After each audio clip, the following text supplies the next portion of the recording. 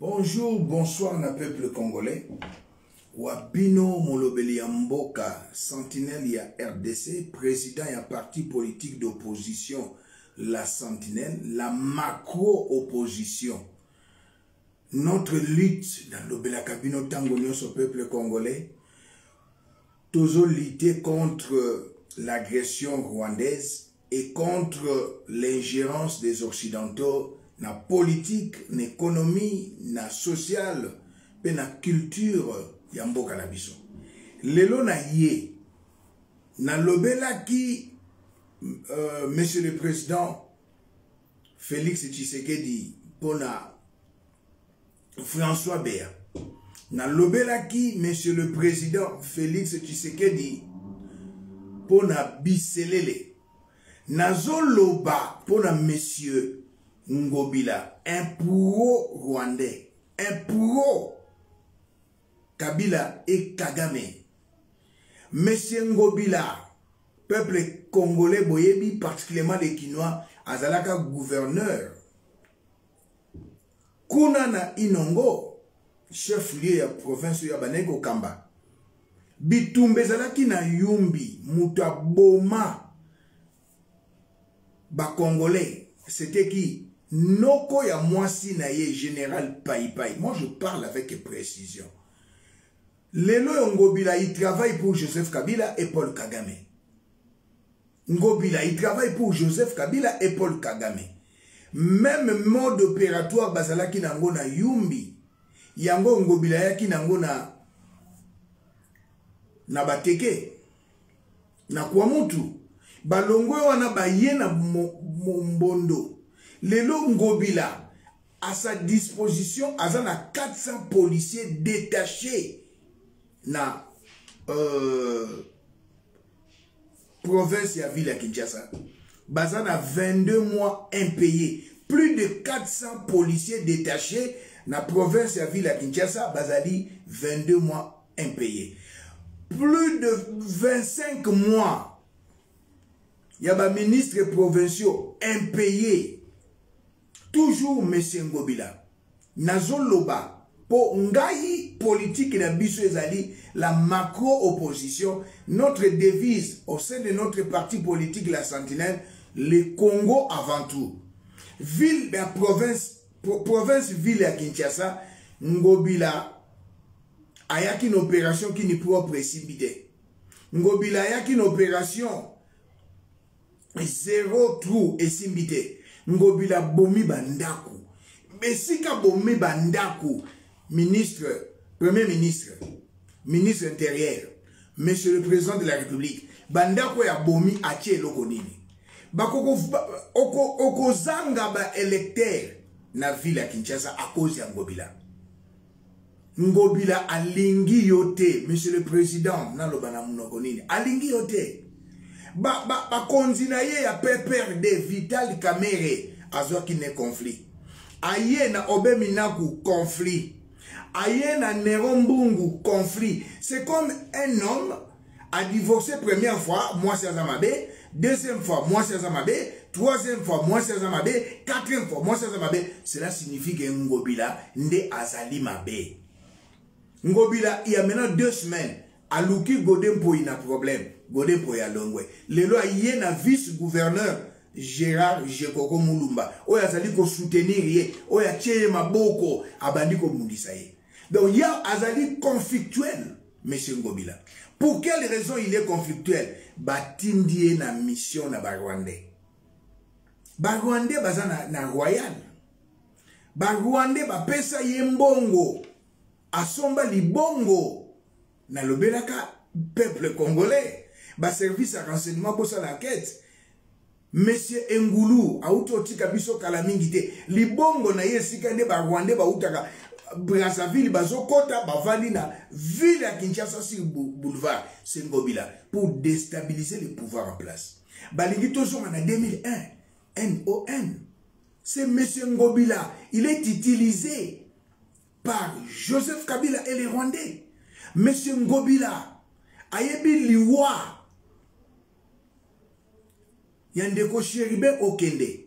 Monsieur Ngobila ba policier o ba pesa yé plus de 400 pour détacher na ville à Kinshasa, aza ko utiliser plus de 100 pour na ba onini ba bomaka batu.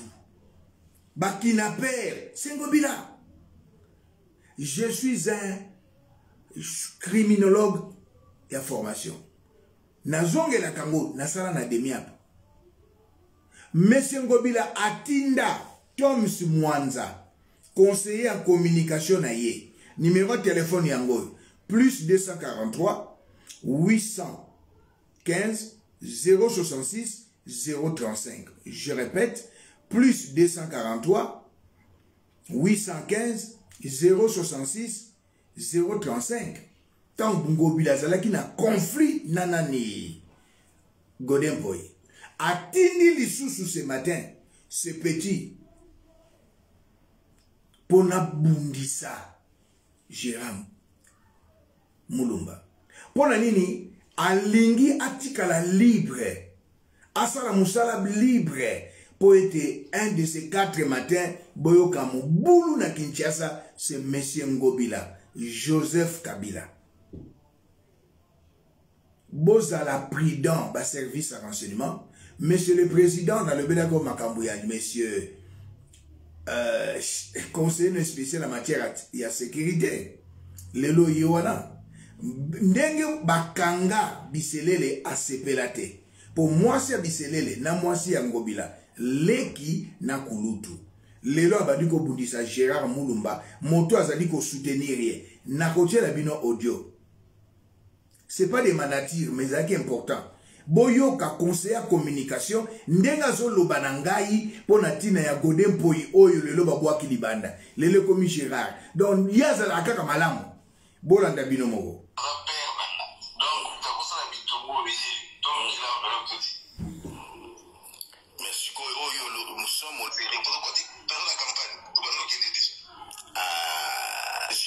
Ngobila pesi bango 15 000 pour bakwesa nani muto komela gode alors bakwela muni message bati bakomione sali surtout ya ko pesa ngombe beti amina zo beta netonique dazo koti sisi kola na conseiller en communication ya Ngobila ako pesa ka o seyo beti mo na seyo beti na ko za insurance ma dia bakina wala mo ko da partenaire yo na si ndaba bilo ka beti to fungula dossier na just comme velo ba mwali pour la zone papa dans la chambre velo bo boye tout ça la ngene conseiller en communication ya Ngobila. OK problème ezate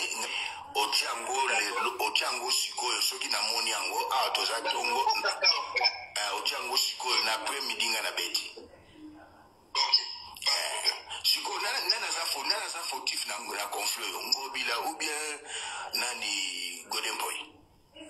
Au moins, il confie, si vous tenez vidéo là, on peut confier les années. Intrusif Mandas, Godin Boy, il est pour la Nyong, le député avec les Nyong, la Moni. De façon que chaque fin du mois, le cadre va avoir $1,450. OK. Alors, vous savez que Godin Boy a Nyong, il y a 180 000.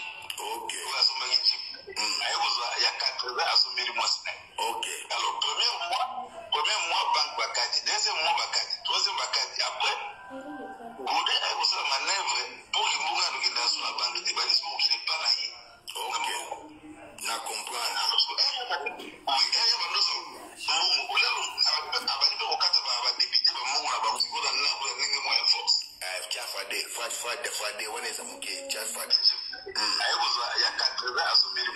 OK. Alors, premier mois, banque Bakati, deuxième mois Bakati, troisième Bakati. Après, Godin a aussi la manœuvre pour que Mouga nous guide dans la banque de balisme qui n'est pas là. OK. Na comprendre. Oui, il y a pas de Bolandi bino moko na bokebi oyo azali conseiller en communication ya Monsieur Ngobila. Kombo na ye Toms Mwanza. Numéro de téléphone na ye 0 plus 243 815 066 035. Lelo Ngobila akomu ko bundisa CG ya IDPS. Ngobila abandi ko bundisa vice-premier ministre, ministre intérieur. C'est toujours Ngobila. alingaka IDPST, alingaka Monsieur le Président Félix Tshisekedi. Pourquoi Azali pro-rwandais? Il est au service de Joseph Kabila et de Kagame. Lelo na ekoloba lisusu. Et ça alerte, Monsieur le Président, pour pas voter dans la ville de Kinshasa, où ça a un problème à cause de Ngobila. Ngobila ça impopulaire, mais Jekoko ça populaire na Kingabwa. Ngobila ça impopulaire, Jekoko ça populaire. Monsieur le Président, nous au sein de l'opposition indépendante, notre devise, le Congo avant tout.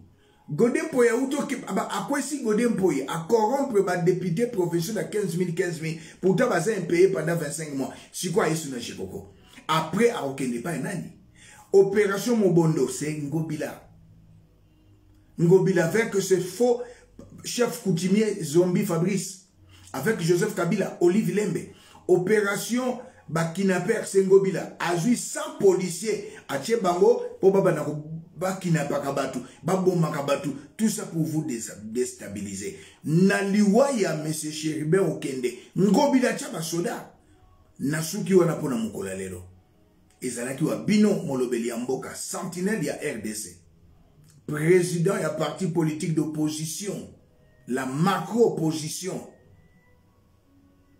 Et leader, il y a opposition indépendante.